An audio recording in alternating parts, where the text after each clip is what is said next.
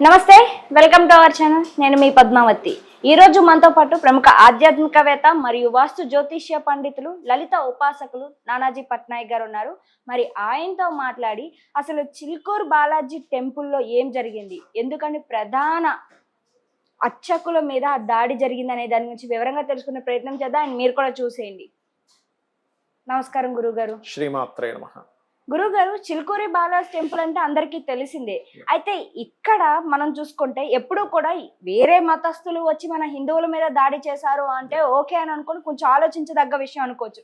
కానీ ఒక హిందువుల మీదే హిందువులు దాడి చేయడం, మరి ముఖ్యంగా రామరాజ్యం అంటూ, వెంకటేశ్వర స్వామి అంటూ, అసలు ఏంటివి అంటే రెండు అవతారాలు ఒకటే, అన్ని అవతారాలు ఒకటే అయినప్పుడు ఎందుకని ఇలా అందులోని ప్రధాన అర్చకులు మీద ఇలా దాడి చేయడం వెనక ఏముందంటారు? అసలు దీనిపై మీ ఒపీనియన్ ఏంటి?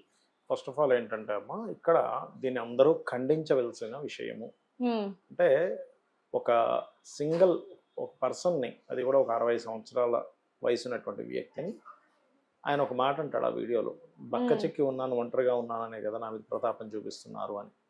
అది నిజం చెప్పాలంటే, ఎందుకంటే ఒక ప్రధాన అర్చకుడు, Chilkur Balaji temple most famous temple, అతని మీద ఇంతమంది వెళ్ళిపోయి నువ్వు నోర్ముయి, నువ్వు ఇట్లా అట్లా మాట్లాడడం అనడం అనేటువంటిది కరెక్ట్ కాదు. ఫస్ట్ ఇక్కడ ఏమైంది అంటే, నాకు అర్థమవుతున్న విషయం, నేను నిన్నటి నుంచి అన్ని సేకరించుకుంటూ వెళ్తే, ఇక్కడ వాళ్ళు ఒక రామరాజ్యం అనేటువంటిది ఒకటి ఏర్పాటు చేయాలి, దాన్ని 5,000 మందిని దానిలో రిక్రూట్మెంట్ చేసుకోవాలని వాళ్ళకు సిద్ధాంతం పెట్టుకున్నారు వాళ్ళు.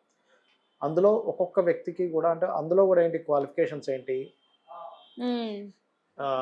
ఫలానా వంశస్థులు, రాముడు యొక్క వంశం ఏదైతే ఇక్ష్వాకు వంశం ఉంటుందో ఆ వంశస్థులు అయి ఉండాలి, వాళ్ళకి రామాయణ మహాభారతాల మీద పట్టుండి ఉండాలి. అలాంటి వాళ్ళు గనక మా యొక్క సైన్యంలో, అంటే ఒక ప్రైవేట్ ఆర్మీలా తయారు చేసుకుంటున్నారు వాళ్ళు జాయిన్ అయినట్లయితే. వాళ్ళు అది కూడా ఏంటి, ఒక 5 కిలోమీటర్ల వరకు పరిగెట్టగలగాలి, అంత స్టామినా ఉండాలి, హెల్దీగా ఉండాలి. క్వాలిఫికేషన్ మాత్రం 10th పాస్ అయినా పర్లేదు, ఫెయిల్ అయినా పర్లేదు అని, అలాంటి వాళ్ళని ఒక 5,000 మందిని కూడి చేసుకునేటువంటి పనిలో ఉన్నారు వాళ్ళు. ప్రైవేట్ ఆర్మీ లాగా 20,000 శాలరీ ఇస్తున్నారు దానికి మళ్ళీ ఒక వ్యక్తికి. అయితే ఇదంతా ఎందుకు అంటే, ఇదొక ఒక్కొక్క చూడండి, ఇప్పుడు నక్సలైట్స్ ఉంటారు, అదొక భావజాలం, అదొక సిద్ధాంతం, దీనిలో వెళ్తూ ఉంటారు కదా. ఇక్కడ ధర్మం ఎటో వెళ్ళిపోతుంది, మనంతట మనం దీన్ని కాపాడకపోతే, మనం ఒక ప్రైవేట్ ఆర్మీలా క్రియేట్ చేసుకుని కాపాడకపోతే వేరే ఇదైపోబోతుంది అనేటువంటిది ఒక భావజాలంతో తయారైనటువంటిది. అంటే ఏంటి, ఆఖరికి గవర్నమెంట్ని వీటినంటిని కూడా వ్యతిరేకిస్తూ మాకంటూ ఒక సొంత ఇది ఉండాలి అనేటువంటి భావజాలంతో తయారైనటువంటి ఒక సిద్ధాంతం ఆయన తయారు చేసుకుంటూ వెళ్తున్నాడు. దానికి ఈ టెంపుల్స్లో ఉండేటువంటి పూజారులు గనక సహకరిస్తే ఆ ఆర్మీ తయారవ్వడానికి ఈజీ అవుతుంది.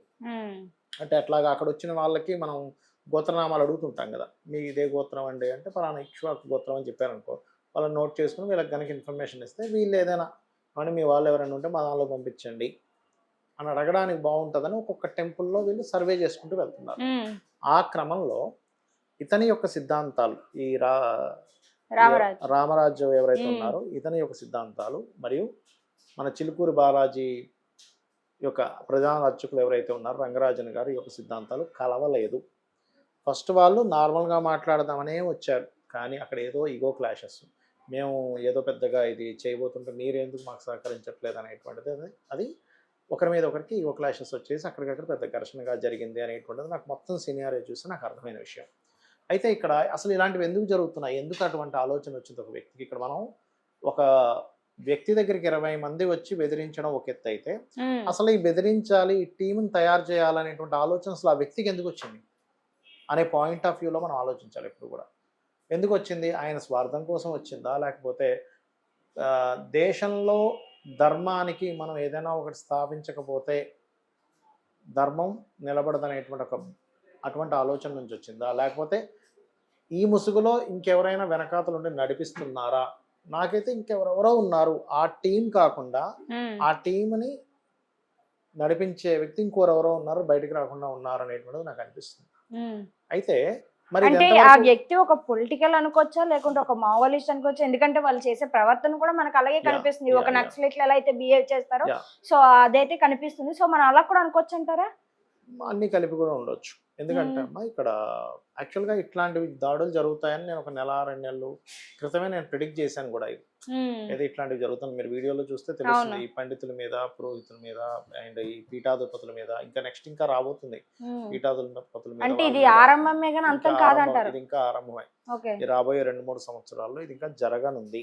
ఉమ్, కాకపోతే ఇది ఎంతవరకు హెల్తీ. ఎందుకంటే ఇలా తయారు చేసుకుంటూ వెళ్ళిపోతే ఒక్కొక్కరు ఒక్కో రకమైన ఆర్మీని తయారు చేసుకుంటారు. శాంతి భద్రతలు ఉండవుగా. ఎవరి దగ్గర జనబలం ఉంటే వాళ్ళదే ఆధిపత్యం కిందకి వెళ్ళిపోతుంది. ఇంకా గవర్నమెంట్ ఎక్కడ నడుస్తుంది. కాబట్టి ఇటువంటివి అసలు ఎందుకు తయారవుతున్నాయి? ఫస్ట్ పాయింట్ నెంబర్ 1 మనం అర్థం చేసుకోవాల్సింది ఏంటంటే ఇక్కడ సరే ఈయన దగ్గరికి ఇంతమంది వచ్చి బెదిరించడం, ఈ గొడవ జరగడం, వీళ్ళకి మనం మద్దతు పలకడం, దీన్ని ఖండించడం ఇవన్నీ ఒక ఎత్తు అయితే ఒక మనిషి ఎందుకు ఇలాంటిది స్థాపించాలని ఎందుకు అనుకున్నాడు? ఇప్పుడు ఒక నక్సలిజం ఉంది, లేకపోతే ఇంకోటి ఏదో రకరకాల టీమ్స్ ఉంటాయి. ఎందుకు తయారవుతున్నాయి అట్లాగా? ఇప్పుడు ఉదాహరణకి ఒక భక్తి మార్గంలో వెళ్ళే వాళ్ళు ఒక టీం తయారయ్యారు ఉదాహరణకి.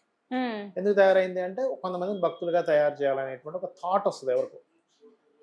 ఒక నక్సలిజం తయారైంది అంటే ఎక్కడో ఎవరికో ఇట్లా వేరే వాళ్ళందరూ వీళ్ళని దోచుకుంటున్నారు, అలాగే పెద్దవాళ్ళందరినీ కొల్లగొట్టి వీళ్ళకి పనిచేసేయాలని ఒక థాట్ ప్రాసెస్. నక్సలిజం అనేటువంటి సెక్యులరిజం ఒక థాట్ ప్రాసెస్. అట్లాగే ఇది ఎందుకు స్టార్ట్ అయింది అంటే ఎక్కడో మనకి దేశంలో ఉమ్, ధర్మ సంబంధించింది లోపిస్తుంది అనేటువంటిది ఎవరికో ఎక్కడో అనిపిస్తూ వస్తుంది.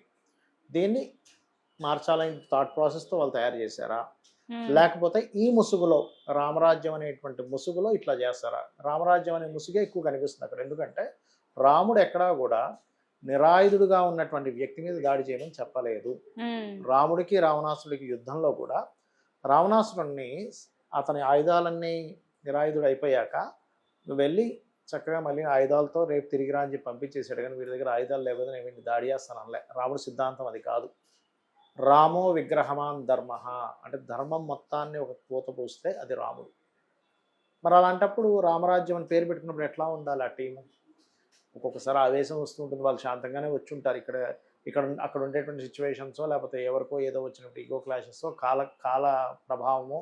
ఎందుకంటే కాల ప్రభావం ఎక్కువగా ఉంది. మనం ఆల్రెడీ ప్రిడిక్ట్ చేసినటువంటి విషయం ఇట్లాంటివి జరుగుతాయని. ఇంకోటి ఏంటి, క్రోధీనామ సంవత్సరం ఇది. క్రోధీనామ సంవత్సరంలో మనం ఏది మాట్లాడడానికి వెళ్ళినా అది దాని ప్రభావం పడుతుంది. కాబట్టి ఇట్లాంటివన్నీ ఉన్నాయి. నేను అనేది ఏంటంటే ఈ టైంలో ఇటువంటి సంఘటనలు పెరగనున్నాయి. కాబట్టి ఫస్ట్ ఆఫ్ ఆల్ వేరే మతస్థులు ఇంకో మతం మీద చేయడం ఒక ఎత్తు అయితే మన వాళ్ళే మనం కొట్టుకోవడం వల్ల ఇక్కడ 2 ప్రమాదాలు. ఒకటి, వేరే వాళ్ళు నవ్వడం జరుగుతుంది. ఫస్ట్ వీళ్ళకి వెళ్ళే కొట్టుకుంటారా, మనం ఏం అక్కర్లేదు వీళ్ళని పాడు చేయడానికి ఒకటి. రెండవది, ఎప్పుడు కూడా ఒక ధర్మాన్ని నువ్వు స్థాపించాలి, ధర్మ సంబంధంగా ముందుకు వెళ్ళాలంటే లా అండ్ ఆర్డర్స్కి కూడా కట్టుబడి ఉండాలి. ఆ వీడియోలో మీరు కనుక చూసుకున్నట్లయితే మనకి కోర్టులు అక్కర్లేదు, ఇవన్నీ అక్కర్లేదు, మనమే సొంతంగా అనేటువంటిది ఒకప్పుడు ఎప్పుడో రాజరిక కాలంలో అయితే నడిచేవి అవన్నీ. ఒక సైన్యాన్ని తయారు చేసుకుని. కానీ ఇప్పుడు అది నడవదు. కాబట్టి వెళ్ళేటువంటి ప్రాసెస్ కరెక్ట్ కాదు. నీ ఆలోచన ధర్మాన్ని నిలబెట్టాలని ఉండొచ్చు, కానీ వెళ్ళే రూట్ కరెక్ట్ అయింది కాదు. ఇప్పుడు దేశాన్ని రక్షించాలి అనుకున్నప్పుడు ఆర్మీలో జాయిన్ అవుతాడు సరిహద్దుల్లో ఉండి. అంతేగాని నాకు నేను కనబడుకొని తిరుగుతానంటే లా అండ్ ఆర్డర్ ఒప్పుకోదు కదా. కాబట్టి ఏంటంటే ఇటువంటివి అసలు ఎందుకు జరుగుతున్నాయి అనేటువంటి దాని మీద గవర్నమెంట్ ఎక్కడెక్కడ అన్యాయం జరుగుతుంది, ఈ అన్యాయాలు జరగడం వల్ల ఇట్లాంటివి పుట్టుకొస్తున్నాయి. Point number 1. ఇంకోటి, ఇట్లాంటిది ఎవరైనా సరే ఇప్పుడు ఆర్ఎస్ఎస్ ఉంది, లేకపోతే ఇంకోటి ఉంది, కొంతమంది ఉన్నారు టీమ్స్గా తయారవుతారు. ఒకటనగా చాలా ఉన్నాయి. వాళ్ళు ఒక మర్యాదపూర్వకంగా ఉంటారు. ఆర్ఎస్ఎస్ వాళ్ళు ఇట్లా ఏమి దాడులు చేయరు. వాళ్ళు ఇంకా కొన్ని వేల లక్షల మంది ఉంటారు వాళ్ళు. అంతేగాని ఒక మనిషి మీదకి వెళ్ళిపోయి చుట్టుముట్టేసి నిరాయుధుడుగా ఉన్నప్పుడు ఒక బక్క చిక్కిన ప్రాణి లేకపోతే ఒక ఏజ్డ్ పర్సన్ మీదకి వెళ్ళి అట్లా మాట్లాడరు. అంతే కదా. అదంతా ఏంటంటే అంటే నువ్వు 20 మంది నువ్వు ఆ వ్యక్తి మీద దాడి చేయడానికి వెళ్ళిపోయారంటే అంత బలహీనంగా ఉన్నారా మీరు అసలు ఫస్ట్? అంతే కదా. కాబట్టి ఏంటంటే ఇది సరైనటువంటి పద్ధతి అయితే కాదు. కాకపోతే ఇది ఏదో సంథింగ్ వేరేదేదో నడుస్తుంది ఇక్కడ, బయటికి కనబడడానికి ఇది ఉంది అనేటువంటిది నా సందేహం. అది కూడా కాల ప్రభావం. మరి ఏది ఏమైనప్పటికీ అసలు చిలుకూరు బాలాజీ టెంపుల్లో రంగరాజన్ గారి పైన జరిగిన దాడి ఏదైతే ఉందో అది నిజంగా అది తప్పే. కానీ 100% తప్పది. కానీ ఇప్పుడు ఇక్కడి నుంచి ఇలాంటివి తగ్గాలి. ఎందుకంటే ఆయన ఏదైనా అన్యాయాత్మకమైనటువంటి పనులు చేస్తున్నారు, అందరినీ దోచుకుంటున్నారు, లేకపోతే ఇంకోటి ఏదో జరుగుతుందంటే సరే ఒక 10 మంది 20 మంది వెళ్ళి ఆ కోపాన్ని వ్యక్తపరచడానికి దాడి చేశారంటే అది ఒక అర్ధరహితంగా ఉంటుంది. ఇక్కడ ఏం అర్థవంతంగా ఉంటుంది, ఇది అర్ధరహితంగా ఉంది ఇక్కడ. అది అర్థవంతంగా ఉండేలాగా ఉండాలి మనం ఏదైనా చేసినా కూడా. కాబట్టి ఇది ఎవరు కూడా హర్షించకూడదు కూడా దీన్ని. సో హిందువులు ఇప్పటికైనా సరే మేల్కోవాలి. సో ఇలాంటివి ఇకపై జరగకూడదు అంటే ఫస్ట్ మనలో రావాలి. మనం ఎవరిని ఎన్నిసార్లు ఎంతలా ప్రోత్సహించినప్పటికీ కూడా మనకి ఉండాలి ఏదైనప్పటికీ మనసులో నుంచి. బట్ ఏది ఏమైనప్పటికీ అసలు చిలుకూరు బాలాజీ టెంపుల్లో రంగరాజన్ గారి పైన జరిగిన దాడి ఏదైతే ఉందో అది మీకేమనిపిస్తుందో కామెంట్ సెక్షన్ లో కామెంట్ చేయండి. అండ్ మరిన్ని ఇలాంటి వీడియోస్ తో మీ ముందుకు నేను ఎప్పటికప్పుడే వస్తూనే ఉంటాను. అండ్ అప్పటి వరకు చూస్తూనే ఉండండి. శ్రీమాత్రే నమః.